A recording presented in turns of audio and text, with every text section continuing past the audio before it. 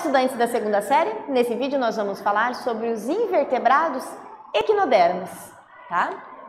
Bom, equinodermos, como o próprio nome já diz, ele tem dermo é pele, equino é espinho, então ele tem espinhos na pele, né? Mas da onde que eles são mais parecidos com qual grupo de animais, né? Então a gente tem um ancestral comum que deu origem a todos os animais, né, que existem no planeta. Então aqui a gente tem, por exemplo, os poríferos, que são as esponjas, que estão separados aqui. Por quê? Porque, né, não tem tecidos verdadeiros. Aí entre os que têm tecidos verdadeiros entra os quinidários, vermes, moluscos e artrópodes, e se você se atentou, equinodermos estão juntos concordados. Por quê, né? Qual característica ou quais características que aproximam mais os equinodermos dos cordados, né?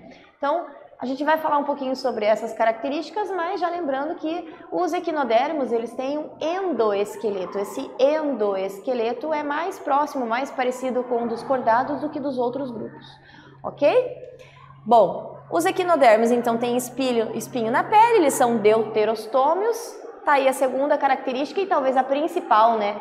Que junta equinodermos com os cordados, né, que também são deuterostômios, ou seja, o ânus fica pronto, né, durante o desenvolvimento embrionário antes da boca, tá? São triblásticos, têm os 3 folhetos embrionários, são celomados porque tem celoma em toda a sua cavidade, tem simetria, que nas larvas é bilateral, ou seja, corta no meio 2 partes iguais, em adultos pentarradial, tá? Tem o endoesqueleto calcáreo, que também é aquela característica que lembra um pouco o endoesqueleto dos vertebrados, tá? São exclusivamente marinhos, ou seja, só encontramos no oceano, e o sistema ambulacrário que esses animais têm, que são responsáveis pelos pés ambulacrais, pela movimentação, circulação, excreção e a respiração desses bichos, ok? E vamos falar um pouquinho sobre as classes. A classe asteroide, a estrela do mar, tá? Possui braços e um disco central que não tem separação e são carnívoras.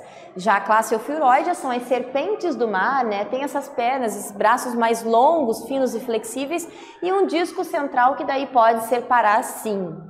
Classe crinoide são animais sésseis, ficam presos no substrato, exemplo, lírio do mar.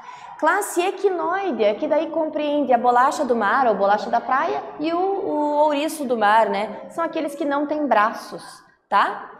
E nesses animais, né, na classe equinoide, tem uma coisa interessante que é a presença da lanterna de Aristóteles na parte ventral, que serve para raspar a rocha e poder se alimentar ali, e alimentação principal de algas, ok?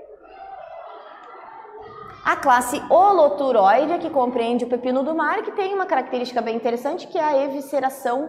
Tem uma estratégia de sobrevivência, ele libera parte das vísceras para fora do corpo para fugir dos predadores e essas vísceras vão se regenerar, tá? Estratégia de sobrevivência bem interessante, né?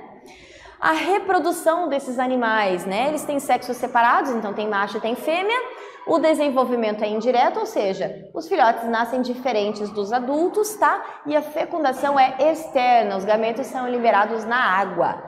Também pode acontecer através da regeneração. Por exemplo, a estrela do mar, se você cortar próximo do disco central, ela pode se regenerar e formar 2 estrelas, ok?